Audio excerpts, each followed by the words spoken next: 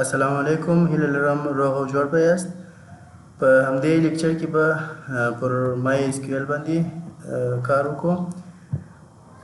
په دې لیکچر کې لومړنی مای اس کیو ایل پیج نو بیا څه رقم کولی سو پی ایچ پی د مای اس کیو ایل سره کنیکټ کړو، او دریم موضوع مو دا ده چې څه ډول کولی سو د څلور کویریانې د کروټ په نامه چې یادیږي سلیکټ انزرټ اپډیټ او ډیلیټ د پی ایچ پی د لارې پر مای اس کیو ایل باندې اجرا کړو. لومړنی ځو مای اس کیو ایل کولی سو که چیرې تاسو زامپ سرور انسټال کړي د درو لارو کولی سئ چې مای ایچ کیو ایل سره انټراکشن وکړي یا کویریانې پر اجرا کړي، چې یو د انټرفیس د لارې دی، د پی ایچ پی مای اډمین د انټرفیس د لارې دی، بل د پی ایچ پی مای اډمین د کنسول د لارې دی، او بل هم د وینډوز ټرمینل د لارې دی. د دغو درو سرو لارو څخه کولی سو چې د مای ایچ کیو ایل سره کار وکړو. زه راځم زامپ سرور خلاصوم، اپاچي هم سټارټ کوم او مای اس کیو ایل هم سټارټ کوم، دواړه به سټارټ کو. کله چې مو سټارټ کړي نو پر اډمین باندې کلیک وکړو، دا به موږ ته پی ایچ پی مای اډمین په براوزر کې راخلاص کړي، او د دې لارې کولی سو اوس د مای اس کیو ایل سره کار وکړو. یوه بله لارې هم د پی ایچ پی مای اډمین کنسول دی چې په همدا پای کې موجود دی، پر دې چې کلیک وکړو د دې لارې هم کولی سو کویریانې رن کړو، ډاټابیسونه جوړ کړو یا ټیبلونه جوړ کړو یا ډاټا ورته انزرټ کړو یا هم ځینې سلیکټ کو. د دې لارې هم کولی سو، او بل هم کولی سو چې د کمانډ پرومپټ د لارې کوم چې په وینډوز کې بلټ ان شته د هغه لارې هم کولی سو مای اس کیو ایل استعمال کو. راځو دغه درې سره لارې به وروسته په راتلونکي سلایډو کې ووایو. بل هم د پی ایچ پی مای اډمین انټرفیس کې ځینې شیان دي چې په هغو باندې ځان باید پوه کړو. اول په دې طرف کې سایټ بار دی چې د دې لارې کولی سو د بېلابېلو ډاټابیسونو ته ولاړ سو. که نوی ډاټابیس جوړول غواړي پر نیو باندې کلیک وکړو، د دې لارې کولی سو نوی ډاټابیس جوړ کړو. زه راځم پر نیو کلیک وهم، د ټیسټ په نامه به یو ډاټابیس جوړ کړم. راځم پر کریټ کلیک وکړو، دا ډاټابیس به موږ ته جوړ سي. بل هم نور ډاټابیسونه هم جوړ، دا څلور ډاټابیسونه جوړ په مای اس کیو ایل کې ستا د سیسټم ډاټابیسونه دي. نور چې کوم موږ جوړوو همدا ډول به لاندې راځي. په دې ځای کې په دا ټاپ کې یو بار دی چې اول پر دې ځای باندې کلیک وکړو موږ ته سرور راخلاصي، چې دا زموږ د مای اس کیو ایل سرور دی. که چیرې په ډاټابیسونو باندې کلیک وکړو او په دې کې یو ډاټابیس انتخاب کړو، نو بیا به د هغه سرور څخه دا یو د پات په ډول به هماغه ډاټابیس ته ولاړ سي. بیا په ډاټابیس باندې کلیک وکړو، کولی سو په دې کې ټیبلونه هم جوړ کړو. اوس زه راځم کله چې مې ډاټابیس راخلاص کړي سټرکچر برخې ته راځم، په همدې ځای کې راځو غواړو ټیبل جوړ کړو. زه به د سټوډنټ په نامه سره یو ټیبل جوړ کړم، او په دغه ټیبل کې به دوه دانې کالمونه موجود وي. نو راځو پر ګو باندې کلیک وکړو، دا ټیبل به موږ ته راخلاص کړي، او په دې ځای کې به دوه دانې کالمونه وي.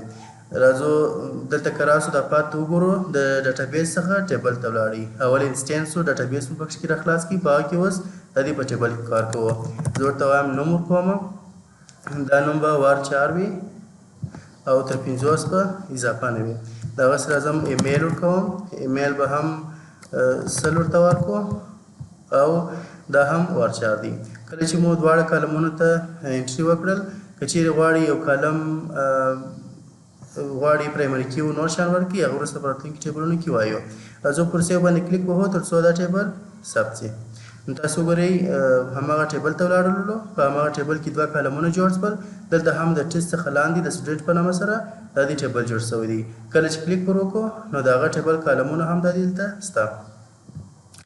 دا څه رقم کولی سو چې د پی ایچ پی د مای اډمین د دا انټرفیس د لارې ټیبل جوړ کړو.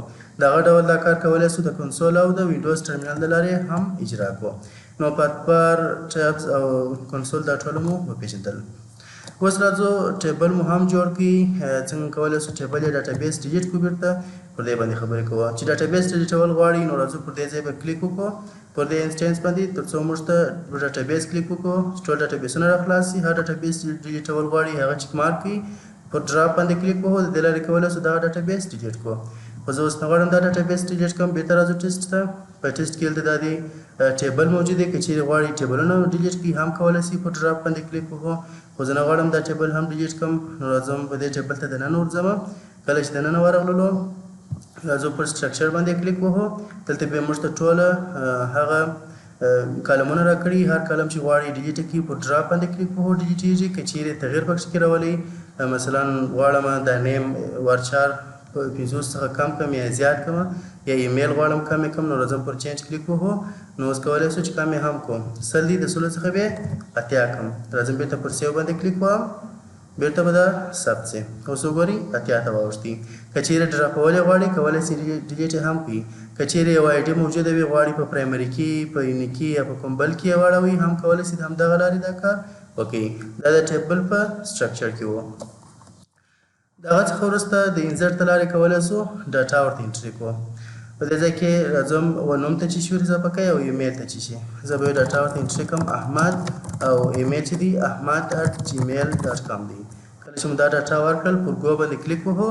نو هماغه ډاټا به پکښې کې ثبت شي دا کار کولی شو د دې کنسول د لارې هم وکړو راځو زه غواړم نوې ډاټا ورته انزرټ کړم نو انزرټ انټو راځو کوم ټیبل ته اضافه کول غواړئ د هغه ټیبل نوم لیکو او په هغه ټیبل کې کوم فیلډونه دي همدا ورته مشخصوو زه غواړم د نوم او ایمیل ته ویډیوګانې اضافه کړم نو راځو خان په نامه کس ورته اضافه کوم او د خان ایمیل هم ورکوم khan@hotmail.com ورسره لیکم نور دا بندوم که چیرې غواړئ دا کویري چې تاسو ولیکل اکزیکیوټ سي نو کنټرول انټر وهو دا کویري به هم اکزیکیوټ سي او هماغه ډاټا به هم انزرټ سي ډاټابیس ته اوس راسو بیا ګورو چې دا کار په رښتیا سوی دی که نه دی سوی فکر کوم یو مشکل دی په دې کویري کې بسو دلته به بیرته سلیکټ کړو چې دا ټیبل ته کومه ډاټا ور اضافه شوې ده که نه ده اضافه شوې کنټرول انټر وو دا دې وبیا ګورو یوازې احمد ورته اضافه شوی دی او نور کوم شی نه دی ورته اضافه شوی دلته هم په دغه ځای کې یوه دانه د پای کوټیشن غلط ورکړی و د کوټیشن پر ځای مو دا بکټي کلمه ورکړې وه نو رابسو بیا به یو ځل ډاټا ورته انټري کړو وګورو چې کار کوي که نه کوي د سټوډنټ کې نوم دی او بل هم ایمیل دی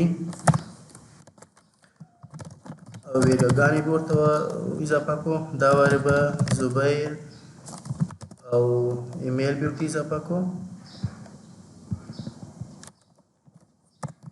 د zubair@yahoo.com دا مو هم ورته اضافه کړئ نو اوس کنټرول انټر وهو دا ډاټا به انټر سي بیا مشکل دی ښه نیم دلته نشته وایي نیم ته به یې ورکړو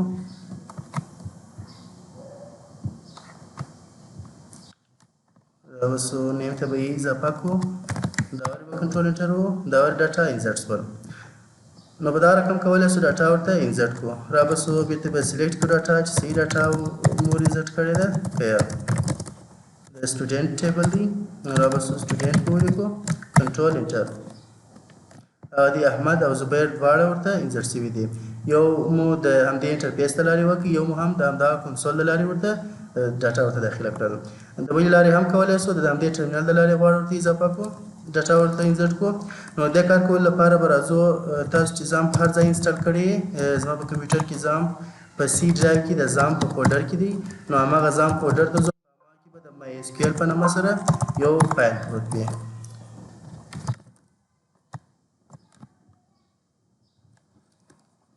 cd mysql هماغه تور داخلیږو په هغه ځای کې د باینري په نامه سره فولډر دی هماغه باینري ته ورځو mysql -u روټ لیکو همدغه باینري په فولډر کې د mysql په نامه یو اکسي فایل دی هغه راخلاصو -u پر کوم یوزر ته داخلیږي د روټ په نامه یوزر دی پر همدغه یوزر غواړو ته داخل سو کله چې انټر وهو نو موږ به mysql ته داخل سو اوس راځو ولیکو ټیبلونه ښکاره کول غواړو نو را به سو په دې ځای کې د کنسول د لارې مو هم کار وکړي ډاټا مو ورته انزرټ کړل ډاټا مو ښکاره کړله د هغه څخه وروسته راځو د وینډوز ټرمینل د لارې اول mysql اکټیویټ وو چې هغه لاره مو ویلې چې هر ځای ستاسو mysql انسټال وي د زام فولډر چې هر ځای وي هماغه فولډر کې mysql ته بیا باینري ته ورسي وروسته بیا mysql فعاله کېږي نو اوس راځو اول څنګه کولی شو ډاټابیسونه لیست کړو چې څومره ډاټابیسونه موجود دي نو شو ډاټابیسز انټر کوو په دې ځای کې د ټیسټ په نامه ډاټابیس دی او نور د سیسټم ډاټابیسونه دي اوس زه غواړم د ټیسټ ډاټابیس یوز کړم انټر کوم نو په همدغه ځای کې ماریا ډي بي څنګه ته مخکې نن لیکلی وو خو چې هر ډاټابیس تاسو یوز کوئ نو د هغه نوم به په همدغه ځای کې ولیکل سي زه اوس د ټیسټ ډاټابیس ور داخل شوم نو ټیسټ ډاټابیس راته راغلی د دې څخه وروسته کولی شو ټیبلونه هم شو کو شو ټیبلز انټر کوم په دې ځای کې یو ټیبل دی د سټوډنټ په نامه دی. زه اوس غواړم د سټوډنټ ټیبل لیست کوم چې په سټوډنټ ټیبل کې چې شی موجود دی نو دا کویری ورته چلوم احمد او زبیر ډاټا ده. نو همدا رقم کولی شو چې د همدغه ټرمینل د لارې هم موږ مای اس کیو ته ډاټا انسرټ کړو یا د مای اس کیو څخه ډاټا ترلاسه کړو. دا درې طریقې وې، یو د پی ایچ پی مای ایډمین انټرفیس و، یو کنسول و، یو هم ټرمینل و. اوس راځو پی ایچ پی د مای اس کیو سره کنیکټ وو. دوهمې برخې ته راځو چې هغه د پی ایچ پی کنیکشن دی د مای اس کیو سره. دا کار په دوو طریقو کولی شو. یو د مای اس کیو آی په نامه ده چې دا د پروسیجرل او ابجیکټ اورینټډ د دواړو لپاره استعمالیږي، بل هم د پی ډي او طریقه ده. په همدغه ویډیو کې به موږ د مای اس کیو آی طریقه استعمال کوو. که چیرې تاسو زامپ سرور انسټال کړی نو مای اس کیو آی اتومات سره انسټالیږي. که چیرې تاسو نور طریقې استعمالوئ نو بیا د مای اس کیو آی ډاکومنټیشن وګورئ چې څنګه کولی شئ مای اس کیو آی انسټال کړئ. د دې څخه وروسته کله چې موږ غواړو د مای اس کیو او د پی ایچ پی کنیکشن وکړو نو اول به څلور دانې ساده وریبلونه جوړو چې په هغه کې به د سرور نیم، د ډاټابیس نوم او د یوزر نیم پاسورډ به پکښې کې لیکو. دا کار به زه راسم.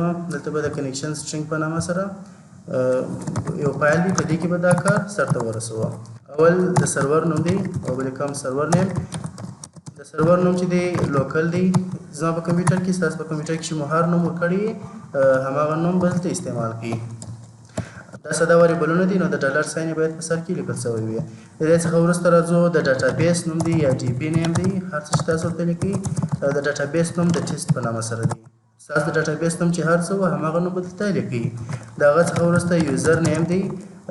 دلته د یوزر نیم زما په کمپیوټر کې روټ دی او بل هم پاسورډ دی. ما مای اس کیو ته کوم پاسورډ نه دی ورکړی نو دغه رقم یې بلانک پرېږدم. نو اول مو دا وریبلونه جوړ کړل. د وریبلونو د جوړولو څخه وروسته راځو اوس کنیکشن جوړوو. د کنیکشن جوړولو دپاره د کنیکشن په نامه سره یو وریبل جوړوو. په هر نامه چې جوړوئ هغه توپیر نه کوي. او مای اس کیو آی کوم کلاس چې دی هماغه کلاس د سرور نیم، یوزر نیم، پاسورډ او ډي بي نیم ټوله انسرټوو. او نو همدغه د کنیکشن ابجیکټ چې دی د مای اس کیو آی د کلاس څخه به جوړ شي. نو را بس دا کار به مو وکړو. د کنیکشن په نامه سره به یو وریبل جوړ کړم مای اس کیو آی ته به دغه ټوله شیان ورواستوم چې هغه یو د سرور نوم دی، بل هم د ډاټابیس نوم دی، یوزر نیم دی او پاسورډ دی. دا مې ټوله همدغه وریبل ته ور پاس کړم او همدغه ابجیکټ ته پاس کړم. اوس راځو همدغه ابجیکټ ګورو. که چیرې کنیکشن کې کوم ایرر و نو موږ ته به همدغه کوم میسج چې دی دغه به راته پاس کړي، او که چیرې کنیکشن کې ایرر نه و نو کنیکشن به جوړ شي. نو را بسو دا کوډ به هم هلته استعمال کو. را بسو موبایل کوم اپ که چیرې په دا کنیکشن کې ایرر و دا سینټیکس به ګوره کنیکټ ایرر. که چیرې کنیکشن ایرر موجود و نو ته راسه د ډای په نامه سره فنکشن ده، په دې کې یو میسج ورته لیکم. دلته ما کنیکشن فیلډ لیکلی دی او بل هم دغه کوم کنیکشن ایرر چې دی دغه هم ماته چشکه رایوله. نو را بسم اول ولیکم کنیکشن فیلډ او ترڅنګ به همدغه کنیکشن ایرر هم ورسره راولم.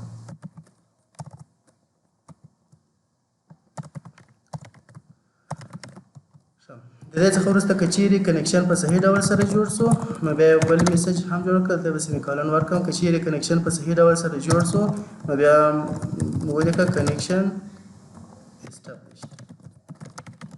همدا میسج ولیکه. نو اوس راځو دا چې کوو چې دا کار کوي که کار نه کوي. دلته مخکې موږ لوکل لیکلی وو، دا باید لوکل هاست ولیکل سي.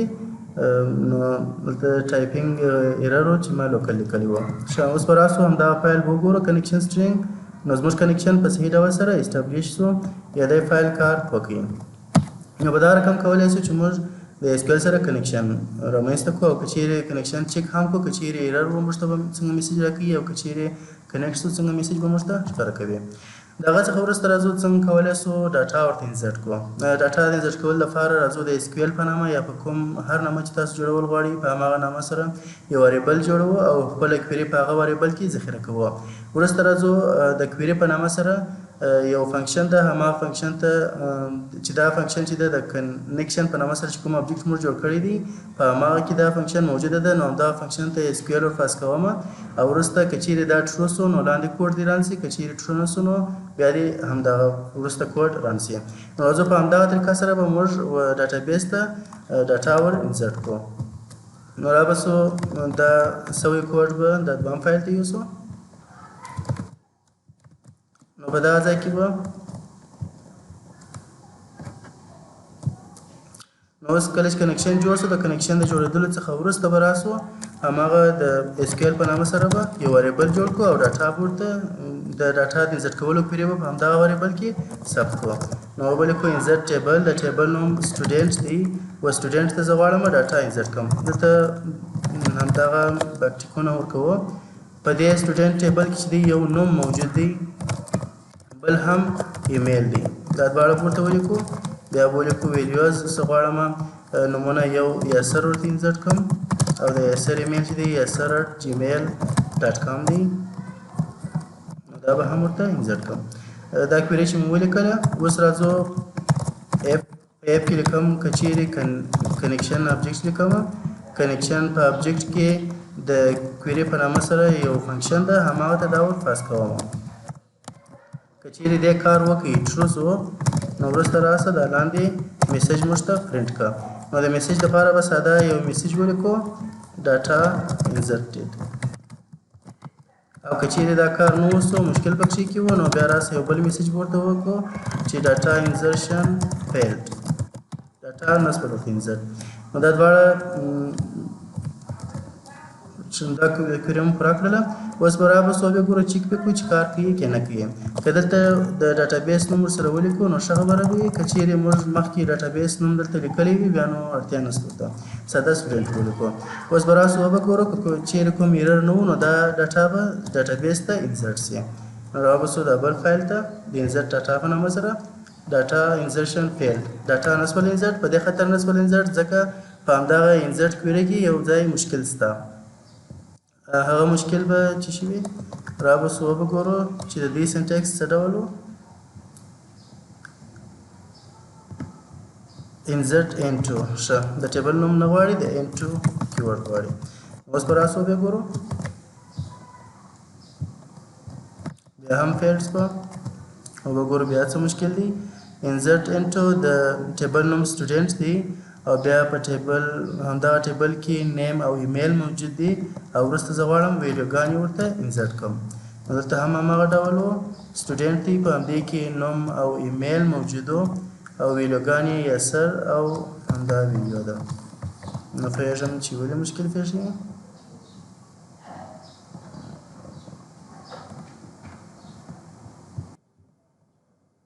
ښه بل مشکل دا دی چې په دغه ځای کې مو کوټیشن مارکېټ شوی دی. اوس به راسو ریفریش پې کړو هماغه ډاټا ورته انسرټ شول. نو رابسو وبه ګورو چې رښتیا هم ډاټا ورته انسرټ شوې ده که نه ده انسرټ شوې. نو په دې ځای کې به راسو د سلیکټ کویري څخه به استفاده وکړو او وبه ګورو چې ډاټا ورته انسرټ شوې ده که یا. سلیکټ د سټوډنټ د ټیبل څخه به ټوله شیان سلیکټ کړو، کنټرول انټر. دا د yasser@gmail.com په نامه سره ډاټا د پی ایچ پي د پیج څخه راغلې ده ورته انسرټ شوې ده. نو دا د انسرټ کویري وه. نو دې څخه وروسته راځو که چیرې غواړئ ډاټا سلیکټ کړئ نو د سلیکټ کویري چې ده یو څه بل ډول ده. یو راځو د اس کیو ال په نامه سره یا په کوم بل نامه سره یو وریبل جوړوو، په هماغه وریبل کې خپله ټوله کویري ږدو. او بل هم د ریزلټ په نامه سره یو بل وریبل جوړوو، د ریزلټ وریبل ته د اس کیو ال کویري او هغه کنیکشن سټرینګ چې موږ جوړ کړی دی هغه دواړه ورپاس کوو. نو دی به ریزلټ ته به د همدغه کویري به ریزلټ ته هغه ټوله ډاټا راولي. د کوم چې موږ د ډاټابیس څخه به ټول ډاټا راپورته کړي او په ریزلټ وریبل کې به یې کښېږدي. نو وروسته به راسو د مای اس کیو ال آی نم راس په نامه سره فنکشن ته به همدغه ریزلټ ورپاس کړو. که هر څومره ډاټا چې پرته وي د هغو ټولو شمېر په موږ ته راپاسوي. مثلا اوس 3 راګانې ډاټا پرته ده نو 3 راګانې به راپاس کړي. که چیرې ډاټا موجوده وه نو حتما خو به د 0 اضافه وي نو دا فنکشن رن کیږي. که چیرې ډاټا موجوده نه وه نو د 0 سره به مساوي یا به کم وي نو بیا موږ ته ایرر ورکوي او وایي چې ډاټا نشته. همدغه ایلس شرط ټرو کیږي او دغه ایلس کې چې کوم کوډ وي هغه موږ ته ښکاره کوي. که چیرې ډاټا موجوده وه نو بیا وروسته راځي وایل لوپ ته. په وایل لوپ کې د را په نامه سره یو وریبل جوړوو او MySQLi fetch sock په نامه سره چې کومه فنکشن ده هماغه ته ریزلټ ورپاسوو نو دی به راځي یو را ډاټا به راپورته کوي هر وار چې وایل لوپ چلیږي یو ریکارډ به راپورته کوي فرا کې بېږدي او هماغه را به په همدغه ځای کې موږ پرنټوو یا کومه بله عملیه به پر اجرا کوو نو زه به راسم دا ټوله کوډ به په همدغه فایل کې وکړو select data فایل به راخلاص کړم کنیکشن سټرینګ به د همدغه ځای ورته راکاپي کړم ځکه یو ځل مو کنیکشن سټرینګ کار کړی دی نو دوهم ځل به همدغه نه تکراروو نو اوس به راسو دوه دانې وریبلونه به جوړ کړم یو به د SQL په نامه سره جوړ کړم د SQL کې به د سلیکټ کویري کښږدم چې د سټوډنټ د ټیبل څخه هغه ټوله ډاټا چې د هغه سلیکټ کړم بل به هم د ریزلټ په نامه سره به بل وریبل جوړ کړم د ریزلټ په نامه سره چې مو کله وریبل جوړ کړي نو په همدغه ځای کې د MySQLi کویري ته به همدغه کنیکشن او SQL دواړه ورپاس کړو نو را به سو به لیکو MySQLi کویري اول به کنیکشن او وروسته به هماغه کویري ورپاس کړم اوس به راسو د اف په شرط کې به وګورو د اف په شرط کې اوس ګورم که چیرې MySQLi نمبر راز په دغه ریزلټ څخه چې کومه ډاټا موږ ته راځي که چیرې هغه راګانې د صفر څخه اضافه وي نو بیا دا شرط شو کېږي که چیرې هلته هېڅ ډاټا نه موجوده نو دا شرط فیل کېږي نو MySQLi نمبر راز دا به هم دلته ولیکو MySQLi نمبر راز اوس په دې ځای کې به راسو هماغه د ریزلټ وریبل ورته کښېږدو که چیرې دا د صفر څخه اضافه و نو وروسته راسه که چیرې داسې نه و نو هلته به اوس لا یو میسج کښېږدو نو ډاټا فاوند هېڅ ډاټا موجوده نه و او راسو که چیرې ډاټا موجوده وه نو بیا دغه د اف دننه باډي موږ ته ټرو کېږي نو په دې ځای کې راځو د وایل لوپ ته د وایل په لوپ کې هر ځل د MySQLi fetch sock په نامه سره چې کوم فنکشن ده هماغه یو ریکارډ راوړي او فرا کې ږدي وروسته بیا پر را باندې عملیه اجرا کوو او هماغه موږ ځان ته پرنټوو نو دا به څه ولیکو وایل لوپ دلته به د را وریبل جوړ کړو او MySQLi را د فنکشن نوم fetch sock fetch sock په نامه سره فنکشن ده دې ته به ریزلټ ډول پاس کړو اوس دغه را کوم وریبل چې دی دا اصلا اسوسییشن ارې ده اسوسییټیو ارې خو تاسو پیژنئ چې هغه انډکسونه چې دي هغه هم نومونه وي او په هغه انډکسونو کې ویډیوګانې پرتې وي نو زه به اوس راسم اول به ولیکم د ایکو د لارې هغه کوم ډاټا چې راغلې ده هغه به پرنټ کړم نو را اول غواړم چې نوم پرنټ کړم نو په دې ځای کې به نوم ورته ولیکم یعنې د نوم په انډکس کې چې هر شی وي هغه ماته پرنټ کړه د هغه څخه وروسته به بیا په بله بیا به راسو دا وارې به بیا ایمیل پرنټ کړو دا دواړه به پرنټ کړم که چیرې غواړئ دې دواړه ترمنځ یو فاصله یا کوم شی موجود وي یا همدغه ساده یې غواړم پرنټ کړم نو اوس به راسو به ګورو چې دا کار کوي که نه کوي سلیکټ ډاټا فایل ته راځم دا دی ahmad@gmail.com بیا zubair@yahoo.com او وروسته yasser@gmail.com درې سره ډاټاوې موږ ته پرنټ کړلې نو دا هم د MySQL د سلیکټ کویري وه د هغه څخه وروسته د ډیلیټ لپاره هم همدغه ډول کویري دی چې په SQL کې خپله کویري ږدو او همدغسې ورپاسوو نور هېڅ کار نه غواړي دا به تاسو خپله اجرا کړئ او د اپډیټ کویري هم دا ډول دی چې خپله کویري ږدو او همدغه د کویري فنکشن ته ورپاسوو نور هماغه کار خپل اجرا کېږي او تر ټولو مهمه خبره دا ده چې په پای کې به